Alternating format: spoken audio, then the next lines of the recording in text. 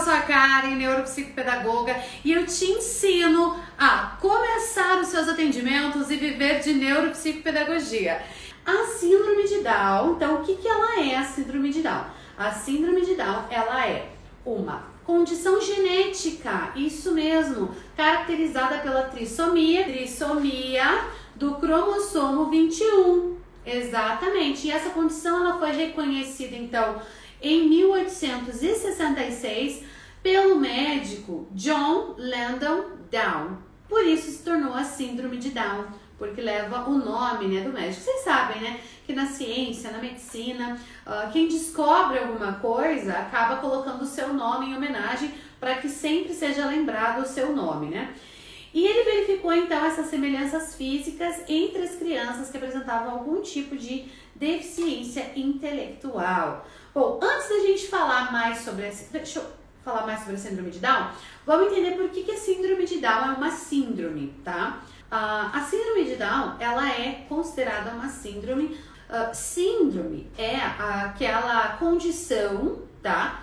Que a gente não tem, que altera a nossa saúde, tem um quadro de sintomas, mas que não tem uma causa específica.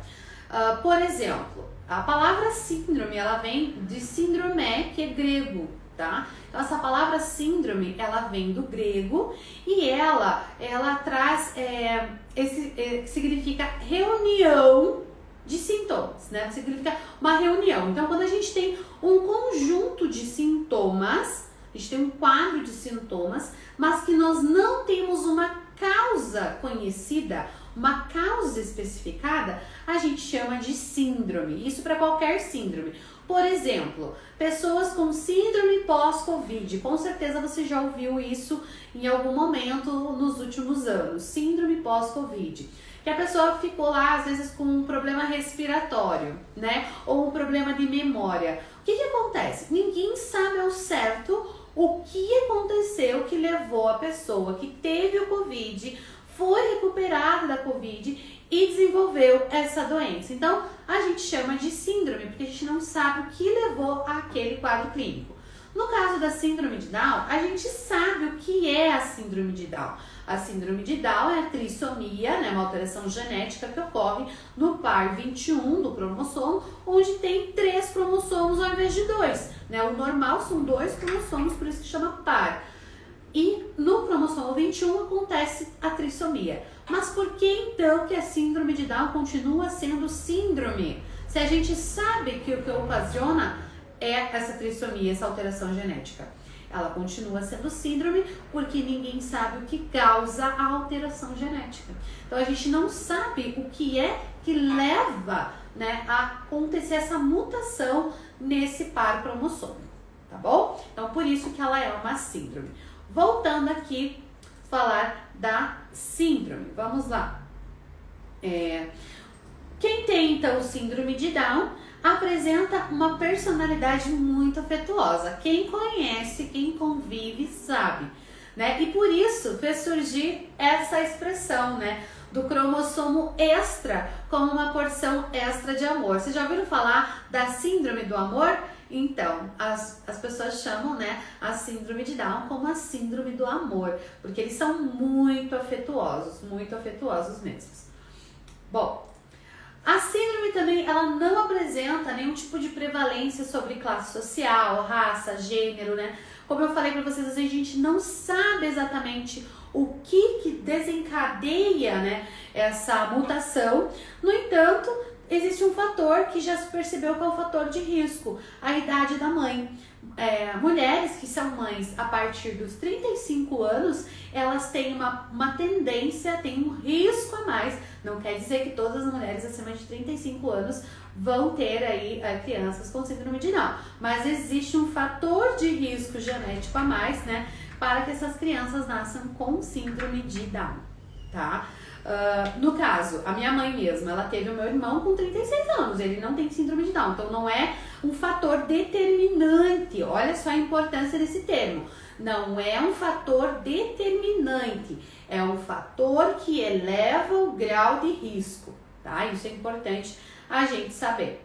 Bom, O diagnóstico ali já pode ser feito, inclusive, durante a gestação, mas, né, quando o bebê nasce, é feito realmente um exame morfológico para identificar a síndrome de Down, né? Sem falar que a gente já consegue ver nas próprias características físicas logo após o nascimento. Então, eles têm uma condição fenótipica muito, muito peculiar. Então, a gente já reconhece de olhar, né, a questão da síndrome de Down.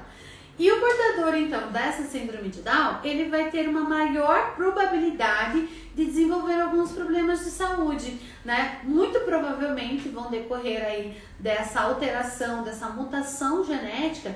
Então, eles têm uma comorbidade muito grande com a deficiência intelectual, e a gravidade dessa DI ela vai ser variável, desde leve até o mais grave. Dificuldade na linguagem expressiva, sintática e também na fala, tá? Eles vão ter essa dificuldade de fala.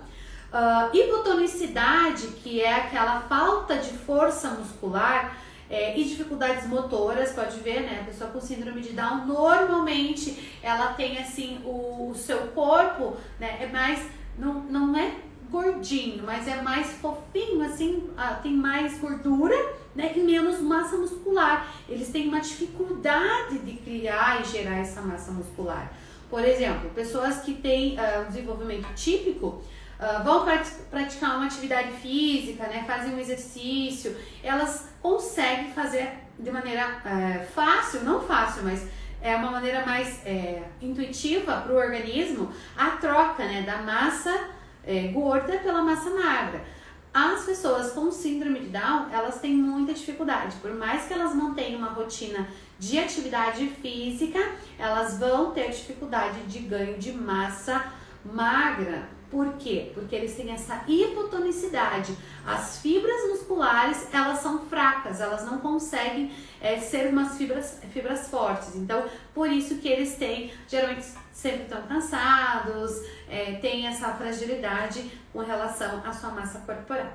Eles também podem ter problemas de audição, respiração, visão, distúrbio de sono, questões de obesidade, né? Distúrbios da tireoide. E algumas doenças também podem ser aí congênitas dentro da síndrome de Down. Mas é muito importante a gente entender que cada sujeito é único. Cada sujeito vai ter um tipo de desenvolvimento. Então a gente não pode dizer que todo mundo com síndrome de Down vai apresentar todos esses quadros. Mas eles são sujeitos que ficam mais suscetíveis a esse tipo de doença, de patologia, tá bom? Por isso que é muito importante o acompanhamento médico. Eu não sei como é na maioria das cidades do Brasil, mas eu posso dizer aqui em Curitiba, porque eu já, como eu falei pra vocês, já trabalhei com crianças e adolescentes com síndrome de Down, já tive contato com profissionais da área, e eu sei que aqui em Curitiba existe uma rede de apoio que, olha, gente, é incrível. Uma criança, quando ela nasce e ela é diagnosticada como portadora de síndrome de Down, primeiro, que o diagnóstico é muito difícil para a família. Então, existe uma fundação aqui, uma ação, né, uma associação, que é a Reviver Down, em Curitiba, que eles já são notificados e eles vão fazer todo o apoio para essa família. Eles vão ser uma rede de apoio. Então, essa criança, ela já vai receber todos os acompanhamentos necessários. Então, é muito, muito interessante, muito importante que isso aconteça, tá? E esse acompanhamento médico, ele deve sim ser prolongado. Ele vai ter eles vão ter esse acompanhamento médico sempre, tá? E muita gente pensa que a pessoa com síndrome de Down tem uma expectativa de vida curta, mas a verdade é que eles têm expectativa de vida alta, inclusive podem ultrapassar a idade de 60 anos. Por isso, gente, que é muito importante que a gente faça o desenvolvimento desses sujeitos, que a gente trabalhe a sua própria autonomia para que eles não sejam sujeitos dependentes de outras pessoas, como por exemplo pai e mãe. Por quê? Porque eles têm uma expectativa expectativa de vida alta e muitas vezes na vida adulta ou até mesmo na velhice, eles não têm uma rede de apoio para dar o suporte que eles vão precisar. Então é por isso que a gente precisa trabalhar com estimulação de funções cognitivas para dar essa autonomia, para que eles não precisem de suporte de outras pessoas para desenvolver as suas rotinas básicas, né, o seu cotidiano. Então é muito importante que a gente tenha isso em mente, tá? E aí entra a neuropsicopedagogia, né, gente? Muitas vezes, eu vou falar agora um pouquinho, uma questão que é bem difícil da gente abordar, da gente falar, que é essa questão de aceitação de diagnóstico, né? A síndrome de Down é uma síndrome que a família, querendo ou não querendo aceitar o diagnóstico, e a gente pode levar essa aceitação de diagnóstico para qualquer outro tipo de patologia, essa síndrome, ela vem estampadinha, né? Ela já vem estampadinha no rosto, na fisionomia, nos aspectos físicos. Por quê? Porque junto com a alteração, né, a gente tem ali o que a gente chama de uma característica fenótica muito peculiar, que é da síndrome de Down. Então você consegue identificar a partir, né, já do visual. Então assim, tem rosto, né? O pessoal fala assim, tem tal doença, não tem rosto, tal. A síndrome de Down tem. E sabe o que mais que tem com isso? O preconceito, né? As pessoas em volta tratar com preconceitos, não compreendem, não entendem. Muita gente pensa que as pessoas que têm a síndrome de Down, elas são incapazes de ter o seu próprio cuidado, incapazes de aprender, incapazes de ter autonomia, incapazes de viver a sua própria vida. As pessoas com síndrome de Down, elas devem ter os seus direitos garantidos e assegurados. E um desses direitos é o acesso à sua vida, é a liberdade, é o direito de ir e vir, é o acesso à saúde, é o acesso à educação. Então é muito importante que a gente entenda que todo sujeito com síndrome de Down, ele pode sim ser desenvolvido, estimulado e vai gerar aprendizado. O que acontece? Cada pessoa, cada ser humano, e aí independe se tem ou não síndrome de Down, se tem ou não algum transtorno, cada ser humano tem os seus limites, mas a gente só vai descobrir os limites depois de testado, depois de estimulado. Então eu conheci muitas pessoas que eram mães, pais de crianças com síndrome de Down na escola, e essas crianças viviam numa bolha, porque duvidavam da própria capacidade da criança de se desenvolver. Só que essa criança, ela vai virando um adulto, ela vai crescendo e ela vai precisar de pré-requisitos que foram negados de desenvolvimento na infância e na adolescência. Então a gente precisa entender o que acontece com esses sujeitos para que a gente possa auxiliar e desenvolver esses sujeitos da melhor forma possível. Eu atendi, né, uma das minhas pacientes com síndrome de Down. Ela tinha, na época, 16 anos, e ela não colocava o casaco sozinha, ela não penteava o cabelo sozinha, ela não amarrava o cadarço sozinha, ela não escolhia nada, ela não tinha voz de escolha, ela não sabia o que ela gostava, o que ela não gostava, ela não sabia o que ela queria, o que ela não queria. Por quê? Porque sempre fizeram isso por ela, nunca deram a oportunidade dela escolher, dela ter que pensar, dela ter que determinar suas próprias ações. E eu comecei a trabalhar com ela, a Jenny também trabalhou com ela, e nós começamos a trazer isso para ela. Pensa, ela tinha 16 anos, e a síndrome de Down, ela tem uma característica, né, que a língua das crianças com síndrome de Down, por conta da hipotonicidade, porque o que é a língua? A língua é o músculo, você sabe disso, né, gente? A língua é o músculo.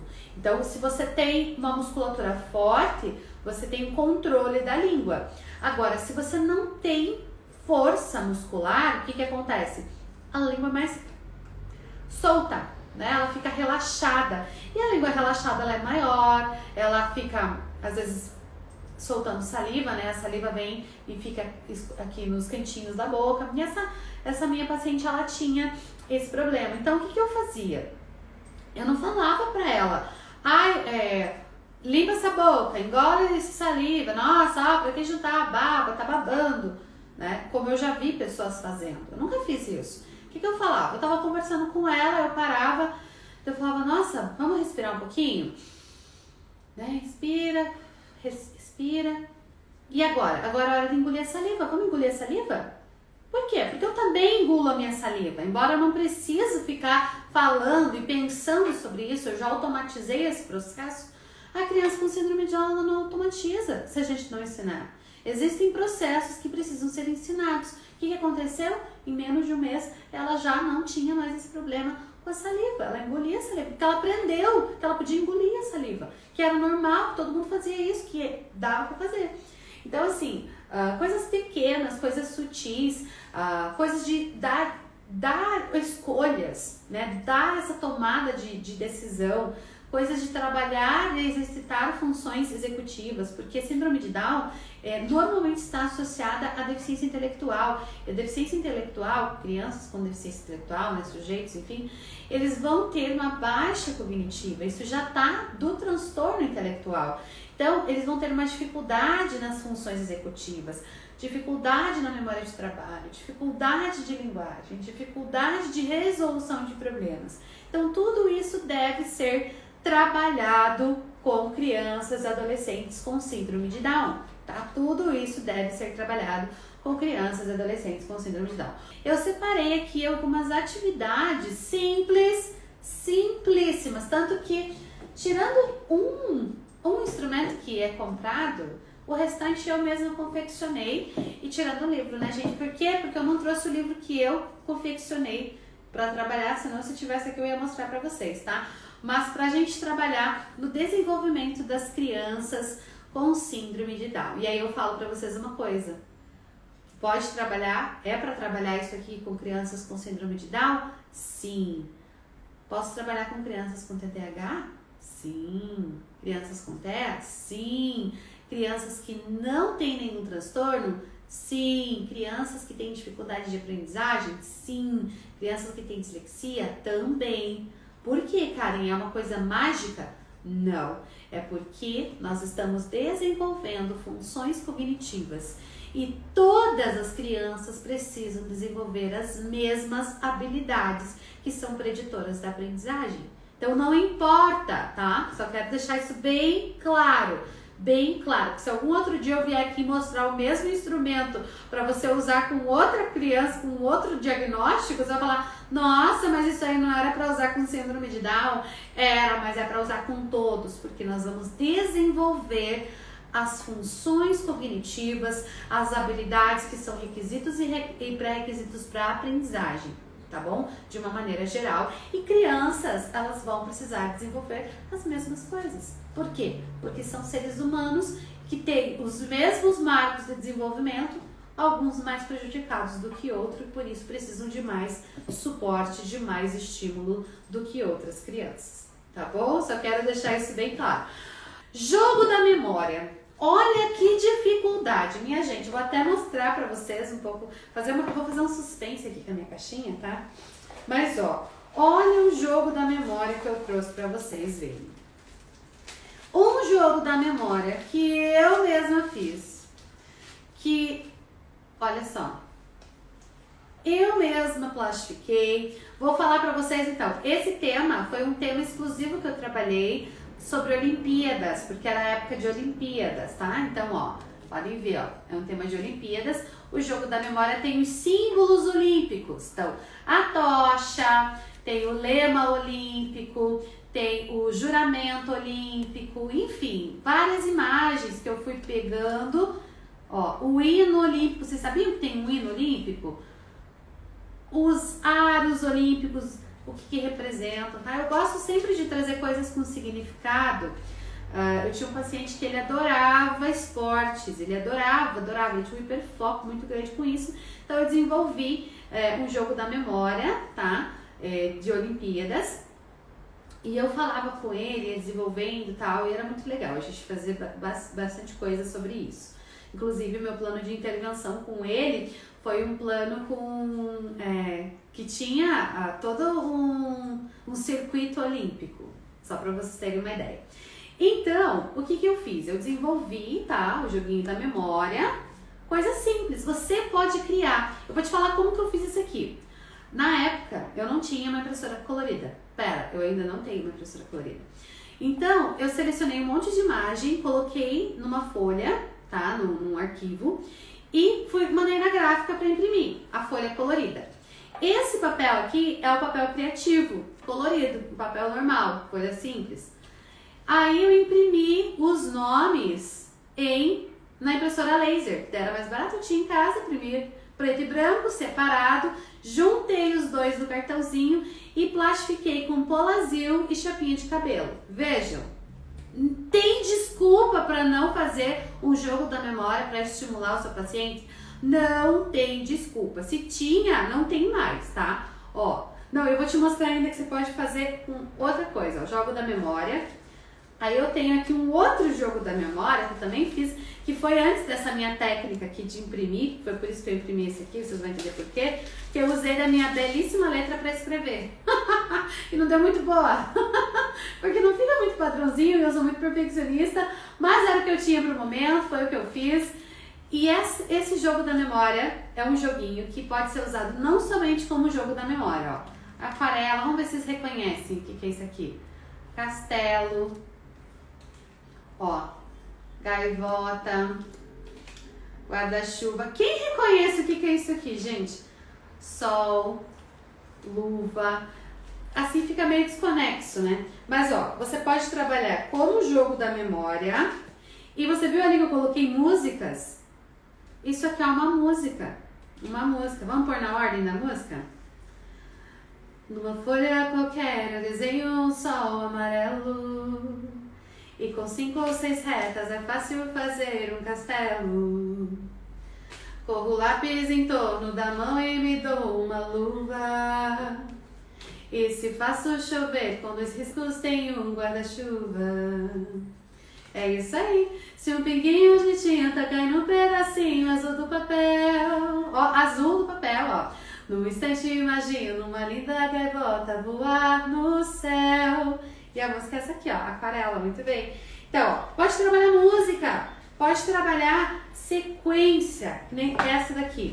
Eu posso trabalhar o jogo da memória. Eu posso, porque se eu fizer 2 pares, eu já tenho o jogo da memória. Mas eu posso trabalhar sequência. Vamos colocar na sequência em que aparece na música? Sabe o que é trabalhar sequência lógica? É trabalhar memória de trabalho, memória operacional. É você resgatar a memória. É você fazer correspondência de som com imagem, com letra.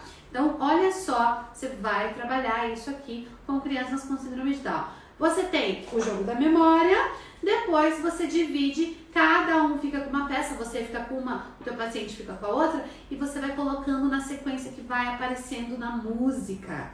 Olha só que legal. Depois pode fazer tanta coisa para estimular a cognição, mas eu separei esse aqui para você.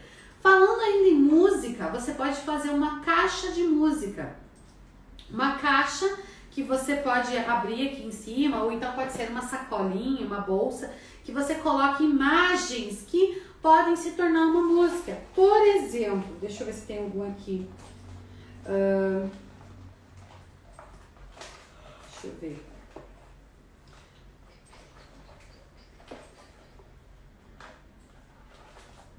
Tá difícil nas minhas imagens que eu tô aqui, não vou ter, mas tudo bem.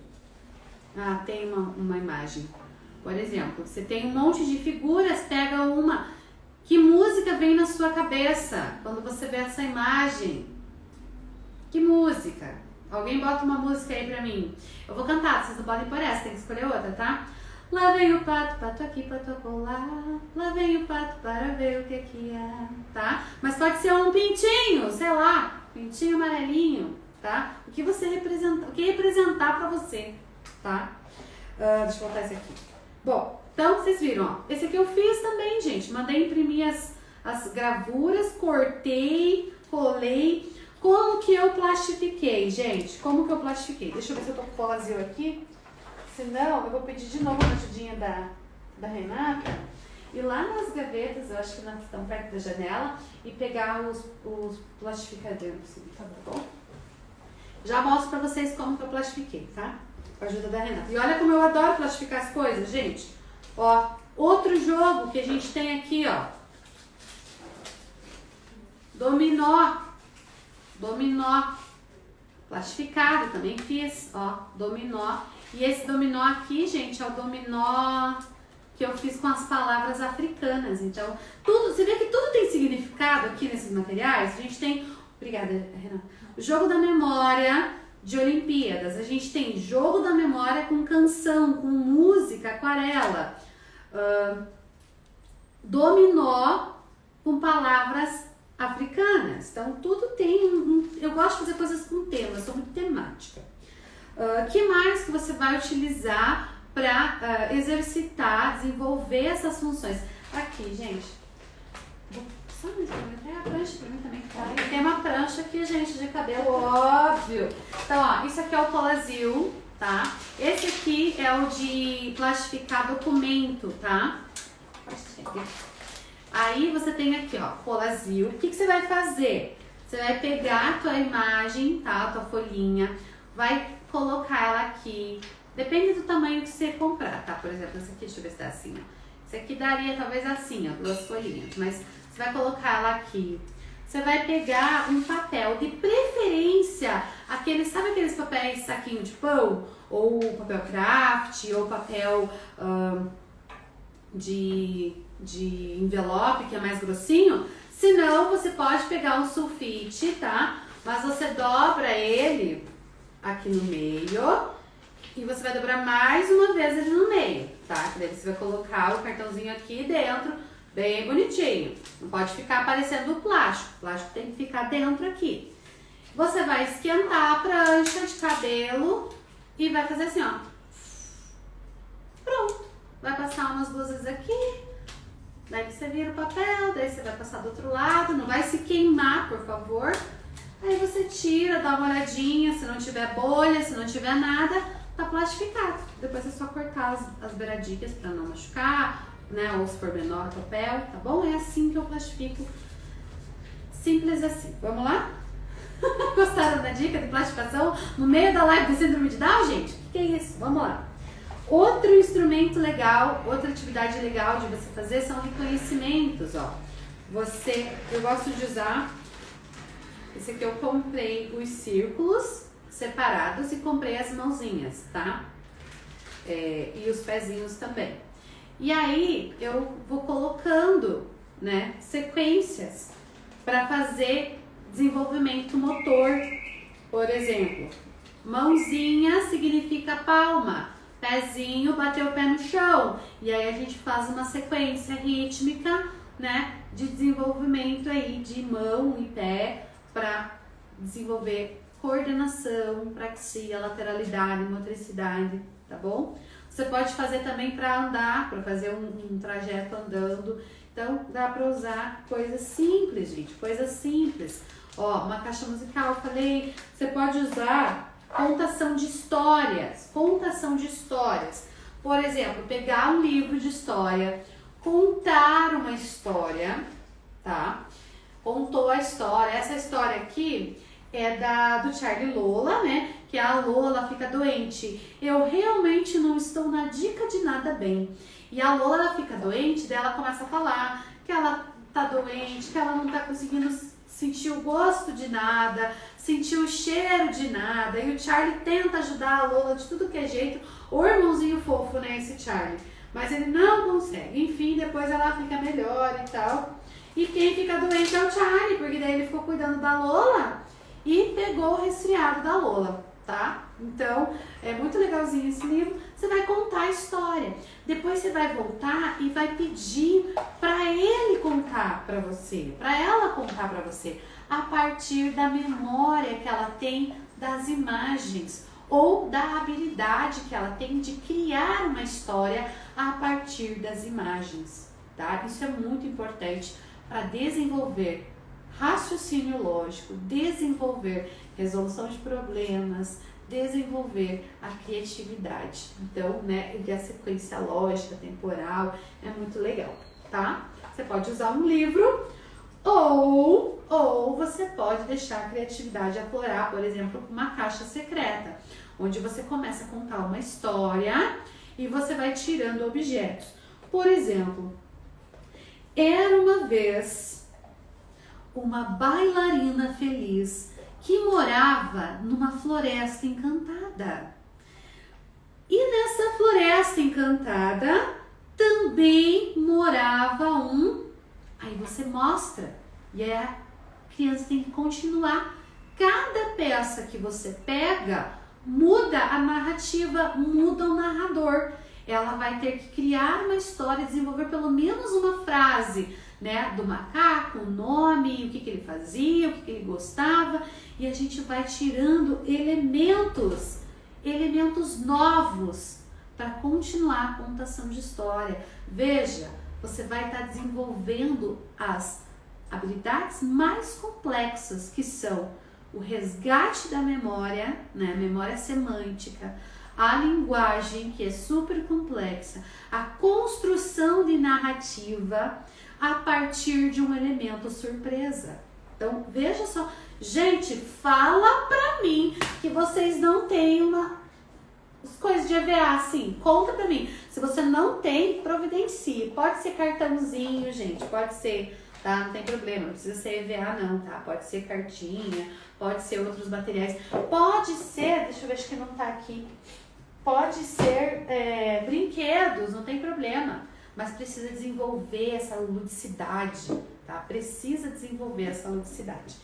E o último instrumento que eu trouxe, que eu falei que é o último, que é de compradinho, que é um que eu gosto muito de trabalhar, é esse aqui, que é o Rouba-Monte, porque trabalha a tensão, trabalha essa competitividade, trabalha a questão de pareamento, de similaridade, então reconhecimento, é muito legal, né? Regras, controle inibitório, então você pode usar, não tem o Rouba-Monte, não tem problema, gente, adapta um instrumento, usa outro instrumento. Eu falei para vocês que eu ia trazer alguns instrumentos para vocês utilizarem com crianças para desenvolver essas funções cognitivas. E vejam, a gente está trazendo uma área lúdica, né, fazendo um jogo, brincando, mas a intencionalidade por trás é sua enquanto profissional. O que você quer desenvolver? Por exemplo, essa minha paciente, ela gostava muito de música. Muito mesmo de música.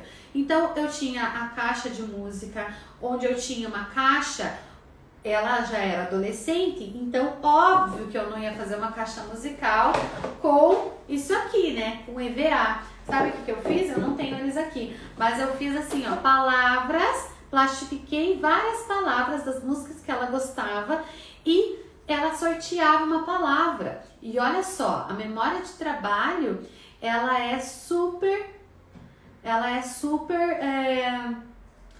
prejudicada para quem tem síndrome de Down, por conta das funções, né, cognitivas ali que são alteradas. Então, a memória de trabalho, a flexibilidade cognitiva é super prejudicada.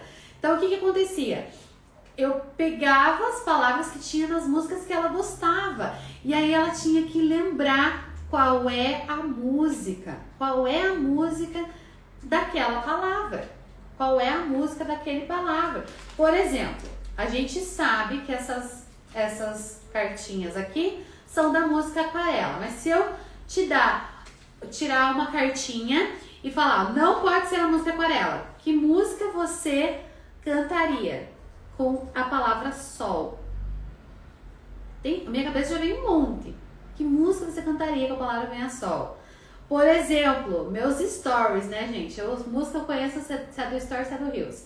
Deixe seu sorriso radiar mais que o sol. Ou, pra onde tem sol, é pra lá que eu vou. Olha só, tá vendo? Musiquinhas de sol. Você pode mudar, mesmo você usando para uma coisa específica, você pode adaptar A música com a palavra castelo. Esse só pra quem for antigo igual eu. Bum, bum, bum, castelo rá-tim-bum. Bum, bum, bum, castelo rá-tim-bum. Faz com que você acesse as áreas de memória que são tão importantes. E acessar essas memórias com uma questão lúdica, com uma área de interesse, como uma música, por exemplo, é você desenvolver a habilidade dessa função que é tão importante, que é a velocidade do processamento da informação. Ah, Karen, mas o meu paciente não gosta de música, ele gosta, sei lá, do Pokémon. Então, pega letras e fala, vamos ver se você me fala então um personagem do Pokémon que começa com a letra... Gente, eu vou falar P de Pikachu, né, que é o que eu sei. Mas, enfim, vocês vão lá falar e eles vão te dizer. Por quê? Porque qualquer coisa que eles tenham que te responder de uma maneira surpresa, fazer esse jogo de palavras, vai fazer com que faça esse resgate da memória. E o jogo que eu não falei ali pra vocês é o completo frases, né? Mas é basicamente esse da música, que é você pegar uma palavra e falar a música. Ou então você fala uma frase e ele tem que completar aquela frase para você. Então é importante. Por que são importantes essas atividades para crianças e adolescentes com síndrome de Down? E aí você vai adequar ao seu público, né? A idade, faixa etária, interesses. Por quê? Porque a habilidade de processamento, a velocidade do processamento da informação é muito prejudicada. Então a gente precisa estimular que essa velocidade seja mais rápida, seja acionada. E como que a gente faz isso? Praticando. Como que a gente faz isso? Como que a gente desenvolve o nosso paciente? Estimulando. Então é muito importante que você crie essas situações, crie essa estratégia. Por isso que neuropsicopedagogia não é só um joguinho, não é brincar com o meu paciente. Ele vai sair com a sensação de que brincou, se divertiu o tempo todo da sessão. Mas você tem um planejamento, tem uma intencionalidade, tem uma estratégia que você está aplicando, tá? Então assim, gente, é muito importante a gente desenvolver isso, tá? É muito importante a gente estimular essas funções, tá? Focar ali em atividades de concentração, de foco, de linguagem, de ampliação de repertório, de tomada de decisão, porque essas funções, elas não são apenas para desenvolver num jogo, não são apenas para brincar, são funções que desenvolvem a autonomia do sujeito. E sujeitos principalmente com síndrome de Down, que tem aí muitos casos deficiência intelectual atrelada, né, comórbida, que tem questões relacionadas com a inteligência, né, a dificuldade dessa tomada de consciência, tomada de decisão. É muito importante que a gente faça esse estímulo adequado, que a gente faça esse estímulo que as pessoas chamariam de precoce, mas eu digo necessário desde que nascem. Então, eu quero até, finalizar dizendo que eu fiquei muito feliz e me senti muito orgulhosa pela Sofia, que é a primeira modelo da Victoria's Secrets que tem síndrome de Down.